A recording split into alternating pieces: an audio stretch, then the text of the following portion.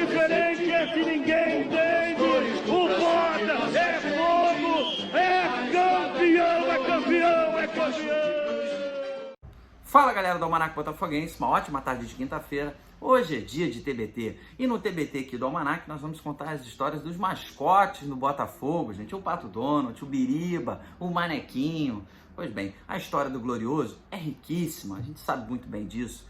E o Luiz Felipe Carneiro, o curador do Centro de Memória do Botafogo, vai passar aqui para contar como foi toda essa trajetória aí do Pato Donald, do Biriba e do Manequinho aí na história gloriosa do Botafogo de futebol e regatas. Então com vocês, não vou esticar muito aqui não, com vocês, Luiz Felipe Carneiro. Já peço aqui rapidinho para vocês se inscreverem no canal, ativarem o sininho e deixar aquele like. E vai, gente. Luiz Felipe Carneiro, conta pra galera aí como foi toda a história do Biriba, do Manequinho e do Pato Donald. Valeu, gente! Olá, amigos do Botafogo. Vim aqui hoje para contar mais algumas histórias do nosso Botafogo. Antes de começarmos, quero lembrar, solicitar que vocês inscrevam-se no canal, ativem o sininho para receberem notificações de futuros vídeos e deixem o seu like. O assunto hoje são os mascotes do Botafogo, os mascotes da torcida do Botafogo, aqueles que a gente gosta, que a gente sempre representando em bandeiras, em faixas, enfim. O primeiro deles é o Pato Donald. Como se sabe, Pato Donald foi criação de Walt Disney, com outros tantos personagens famosos que ficaram na memória de todas as crianças e estão aí até hoje.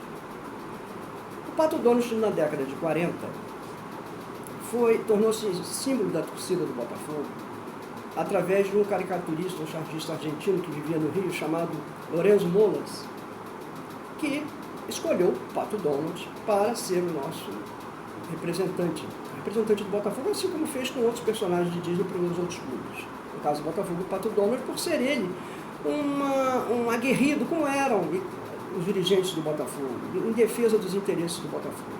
E o Pato Donald tinha essa personalidade, né?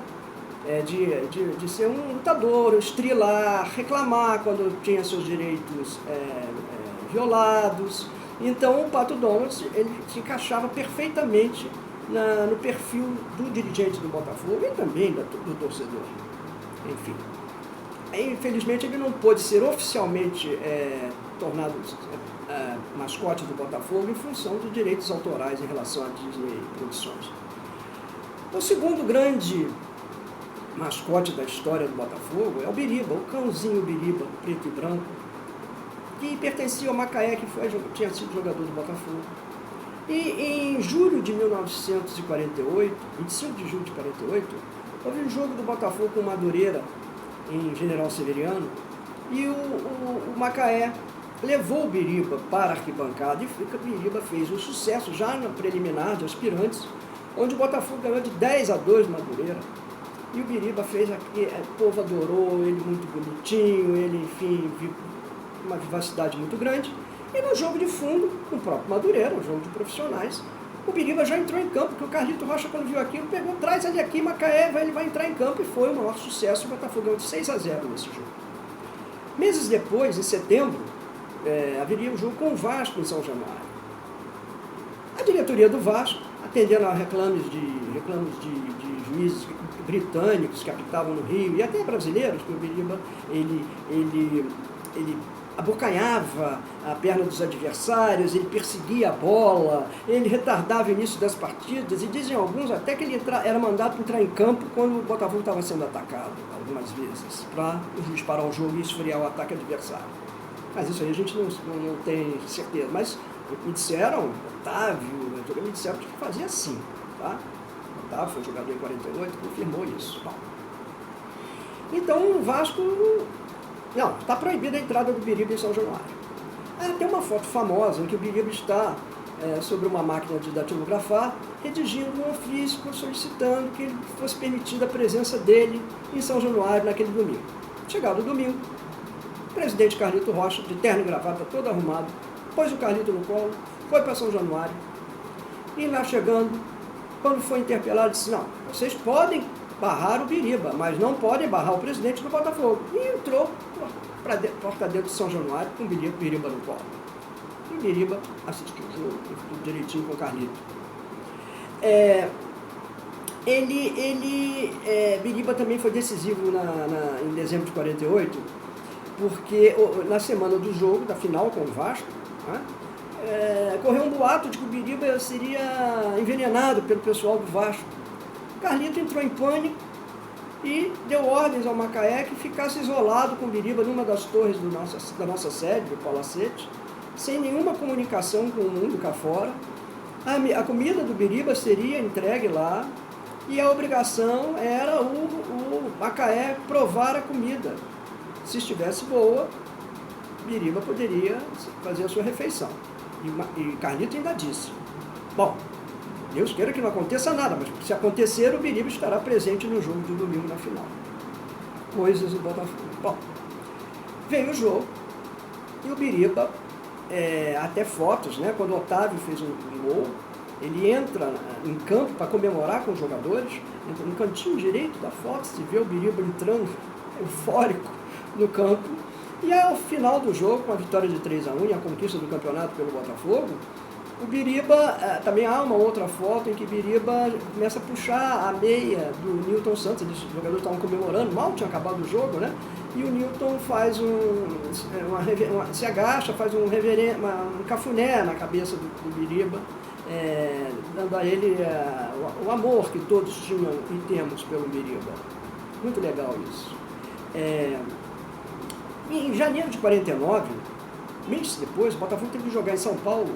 E já no aeroporto Santos Dumont, com a delegação pronta para embarcar, o presidente Carlito Rocha chegou para o Baduca, que era zagueiro, e disse, olha, Baduca, você não vai viajar, você pode voltar para casa. Mas por que, presidente? Eu tenho me esforçado tanto. Não, o problema não é você, o problema é que o Biriba precisa ir ao jogo. Então você pode tomar um táxi, pode voltar, depois se apresenta durante a semana em General Severiano. O Baduca foi embora triste e o Biriba embarcou no colo do Macaé, no voo da Paner. Foi servido pelas comissárias com suco de laranja, biscoito, enfim. Essa mais uma história de Biriba. A última aparição que se tem de Biriba é exatamente no momento histórico do Botafogo, que foi no dia 12 de agosto de 54, em General Severiano, onde se comemorava o cinquentenário do Botafogo Futebol Clube, presentes aqueles velhinhos que foram os jogadores, os garotos de 1904, e o presidente Paulo Azeredo, presidente à época, está lá o Biriba, todo arrumadinho, todo bonito. Essa é a última imagem que se tem oficialmente do Biriba. O terceiro personagem mascote do Botafogo é o Manequim. O Manequim é uma estátua que foi esculpida baseando-se no Mannequin Peace de Bruxelas, que fica na esquina de Bruxelas, na rua de Bruxelas, né? Uma esquina de Bruxelas. Há diferenças entre as duas estátuas, mas a ideia foi ver se que foi baseado mesmo no Mannequin Peace de Bruxelas. Diferença de tamanho das estátuas, a cabeça do Mannequin Peace é um pouco maior do que a cabeça da escultura do Manequim, enfim. O Manequim foi colocado na Praça Floriano, na Cinelândia, em 1906, e em 1919, o escultor dele, Belmiro de Almeida, né? Em 1919, ele foi mandado para o depósito pelo prefeito Paulo de Fronten, porque ele atentava contra a moral e os bons costumes. 3 anos depois, em 1922, o prefeito Alaor Prata recuperou o manequim do depósito e instalou na praia de Botafogo. E aí já se vê a aproximação do destino, porque na praia de Botafogo, nesse momento, tínhamos o Palacete Maurício, que era a sede do Clube de Regatas de Botafogo. Em 1948, há notícias de que o torcedor do Botafogo colocou a camisa no manequim após a conquista. Em 1957, Didi, vindo do Maracanã a pé, inaugurou a tradição de vestir, oficialmente, né, vestir o manequim com a camisa do Botafogo a cada conquista de campeonato, e essa é uma tradição que se mantém até hoje. Em 1990, a estátua foi roubada. Em 1993 para 94, com a volta do Botafogo ao General Severiano, ela foi instalada ali, em frente ao General Severiano, onde está hoje, e foi recolocada uma placa que acompanhava a estátua desde 1906. E essa estátua do manequim foi erigida em homenagem ao Dr. Rivadavia Correia. Olha, outra aproximação histórica com o Botafogo. Família depois, que veio depois a governar o Botafogo e de grande tradição do clube, Rivadavia Correia, Meyer. Em 2002, o manequim foi tombado pela Prefeitura do Rio como patrimônio cultural da cidade. Então era esse o assunto que eu queria trazer hoje para vocês, celebrando esses 3 grandes símbolos da torcida, do Botafogo, do nosso Botafogo. Grande abraço a todos.